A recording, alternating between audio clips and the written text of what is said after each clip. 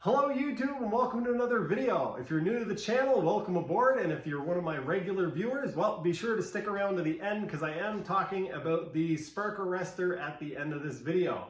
The part that you see me working on, it's not just for a silly little skit that I'm doing, it's actually part of the spark arrestor, so stick around to the end of the video. Let me know also if you want me to release the footage of making the mold or if I should just wait until the part is actually finished. I'm working my butt off to get the part made before Sunday so that I can release that video on Sunday. But in the case that that doesn't happen, do you guys want to see a video first of me making the mold and the process leading up to this point? Or should I just wait and release it all together? The other reason why I'm releasing this video midweek is because I wanted to give a huge shout out to Gabriel, my latest Patreon. Didn't want to wait till Sunday to do that. So thank you very much. Welcome aboard. Let's get into this video. Hey folks, and welcome to another episode of Wet Sanding Weekly. I'm your host, Wet Willie, and in today's episode, we're going to talk about one of the most overlooked aspects of wet sanding. Today, we're talking about one of the unseen benefits of wet sanding being the unseen benefits of wet sanding. Let's get to it.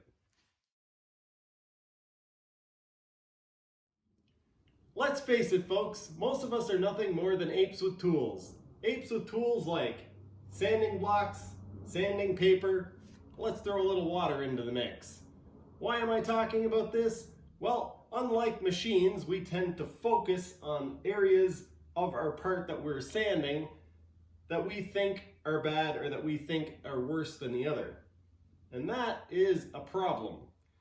When wet sanding, you want to focus on a large area with very even strokes and not focus on any particular area to either make a low spot in that area or possibly even burn through. So, the unseen benefit of wet sanding, in fact, is that you cover up your work. You can't see that work, and so you don't focus on areas that you see being problematic. This leads to a much more even sanding process. So remember, folks, the next time somebody tells you that dry sanding is better than wet sanding, punch them in the face. Then help them up and tell them what Wet Willie told you. Not only does wet sanding keep my sandpaper from getting clogged, keep the dust out of the air, but it also stops me from focusing on one spot on my part and allows me to end up with the finish that I desire in a timely fashion. That's it for this episode of Wet Sanding Weekly. We'll see you next week with another tip. Hello folks, welcome to another episode of Wet Sanding Weekly. I'm your host, Wet Willie, and today we're talking about why 10s shouldn't date 4s.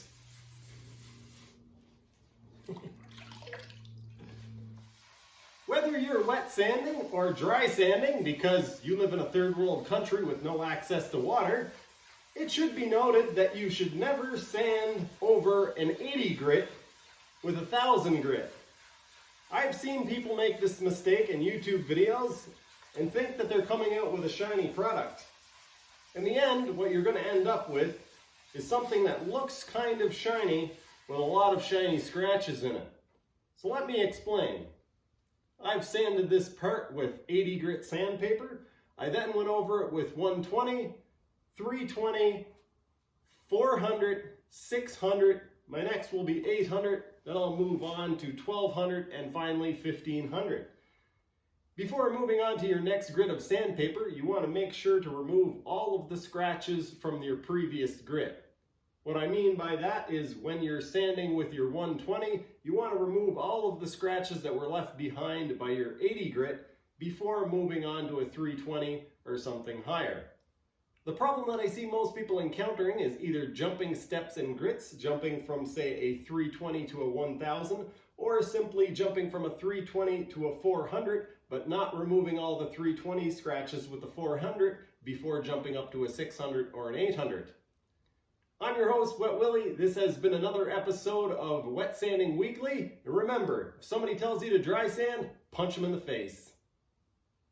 But in all seriousness, don't punch people in the face, and the idea of a rating system for the way people look is kind of disgusting and shows one of the dark sides of our society.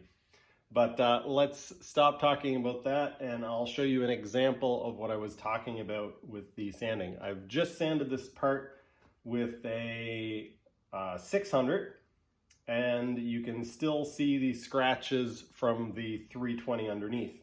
Now, when I finished sanding this, I was fairly confident that I was going to be able to move on to an 800.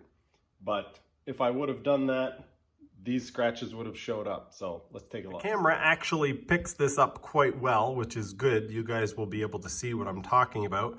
So you can see most of this is actually fairly smooth, but you can see there's a deeper scratch through here. There's a couple through this area. And then along here, these ones are actually quite deep. As we move along the part, you can definitely see I have some more wet sanding to do with the 600 before I move on. Now, despite what your girlfriend might have told you, when you notice you haven't done quite a good enough job the first time around, you're going to want to start yourself off at the bottom and work your way up to the top. And the reason for that is, if you start at the bottom, all the mess you make down here doesn't affect what's going on up here. If I start up at the top, all the mess from up here is going to run down, and it's going to inhibit me from seeing what's actually going on down here. But Joel, Wet Willie, I hear you screaming. You just got finished telling us that wet sanding was to help you focus on a general area and not focus on any one spot. While that may be true, as any of you experienced gentlemen out there know, you start by kind of rubbing all over the place, but then to finish, you want to focus on one area. Now, what I mean by that is, when you sand the general area all over, get it nice and wet, that's going to allow you to see areas that you've missed once you clean it all off and let it dry off. That's going to let you see areas that you've kind of missed and that you need to go back over. So for example, on this part, I'm having trouble focusing on this corner, and that's partly because I know that corners like this get burnt through easy, and I don't want to remove too much material there. So even though I've got it wet and I can't see exactly what I'm doing, my brain is telling me, my ape brain is telling me, don't push too hard here because you're going to sand all the way through or burn a spot on it.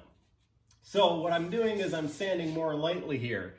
So now that I've sanded the whole area nice and wet, I've dried it off, I've wet my sandpaper again, and now I'm focusing on those areas to finish it off.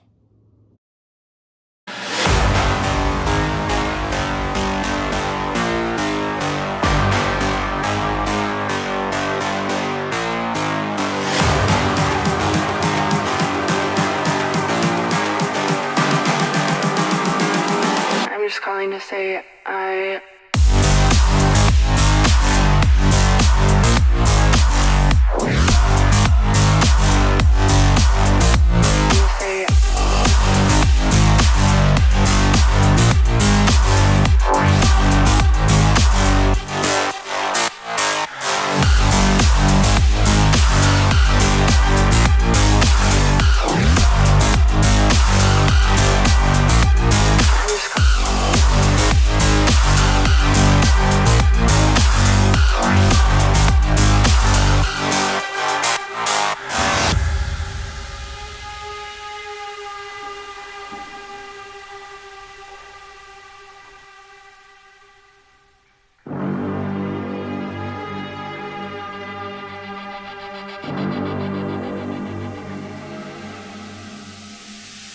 Fast forward a few hours, and I've now gone over this with 1500 grit sandpaper and polished it and applied a couple of coats of release wax to it, and this is what we're left with. It is not perfect because this is just a plug. It doesn't have to be aesthetically perfect. It just has to be really smooth, and I'm pretty sure I've achieved that. I'm actually really surprised at how smooth the lines are, considering I did this by hand. yeah, I'm really happy with this. I will be releasing a video that shows a little bit more of the actual construction of this, but for those of you who don't watch that video, this was made from pottery foam that was stuck together with a glue gun and then shaped into this basic shape, covered in epoxy and then sanded down, polished, and this is what we're left with. I am now going to use this part, which is a plug, to make a mold so that I can make a lid for my spark arrestor on my jet ski. I'll take a second here and kind of set it in place on my jet ski so that you guys can see kind of what's going to happen.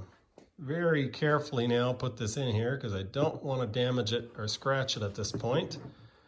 But this is going to sit in there something like that.